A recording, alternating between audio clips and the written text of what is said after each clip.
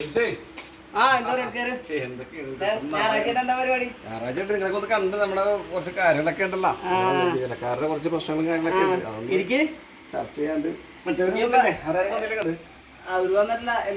ഇനിയിപ്പോ എത്ര വർഷം ഉണ്ടെങ്കിൽ ഏകദേശം 1.5 വർഷം കൂടി കാണും കഷ്ടിയായിട്ട്. പങ്കാളിത്ത പെൻഷൻ അല്ലേ? പങ്കാളിത്ത പെൻഷൻ നമ്മളെ പങ്കാളിയിലാക്കിയാലേ നമുക്ക് തരാൻ പറ്റും. അല്ല, 1.5 വർഷം 1.5 കൂടി വന്നാൽ 11 വർഷം കിട്ടും മൊത്തല്ലേ?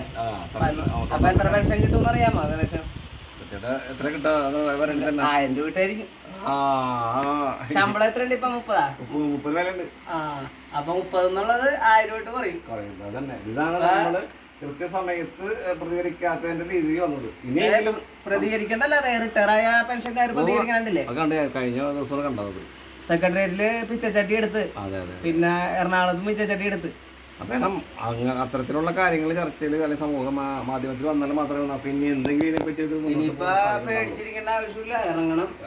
ഇപ്പൊ എനിക്കിപ്പോ 10-20 വർഷത്തിന്റെ അടുത്തുണ്ട് സർവീസ്. എന്നാലും ഞാൻ ഭയക്കാണ്. കാരണം ഇവരെ പോലെ തന്നെ നമ്മളും ഇറങ്ങേണ്ടി വരില്ലേ?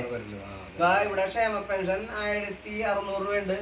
പിന്നെ സിനിമാക്കാർക്ക്, പത്രക്കാർക്ക് പെൻഷൻ ഉണ്ട്. MLA അതറിയാമോ? എല്ലാവർക്കും നമ്മള് പങ്കാളിത്ത പെൻഷൻ എന്ന് പറഞ്ഞ് അല്ലെ? താങ്കളൊക്കെ ഒരുപാട് ബുദ്ധിമുട്ടിയാണ്. എത്ര താൽക്കാലിക ജീവനക്കാരായിട്ട് എത്ര 20 വർഷമായിട്ട് നിന്നത്. അതിനുശേഷം സ്ഥിരപ്പെട്ടതല്ലേ? അതിനുശേഷം ഇപ്പൊ 1.5 വർഷം കഴിഞ്ഞ് പോവാറായി.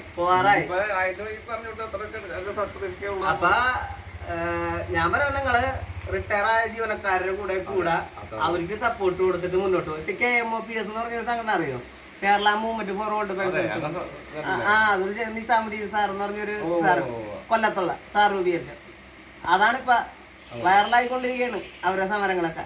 അപ്പൊ നമുക്കും കൂടി ഗുണം ചെയ്യുന്നത് കേട്ടാ. അപ്പൊ നമുക്ക് പറഞ്ഞ പോലെ ഇങ്ങനെയുള്ള പരിപാടികളൊക്കെ പങ്കെടുക്കുക. എല്ലാം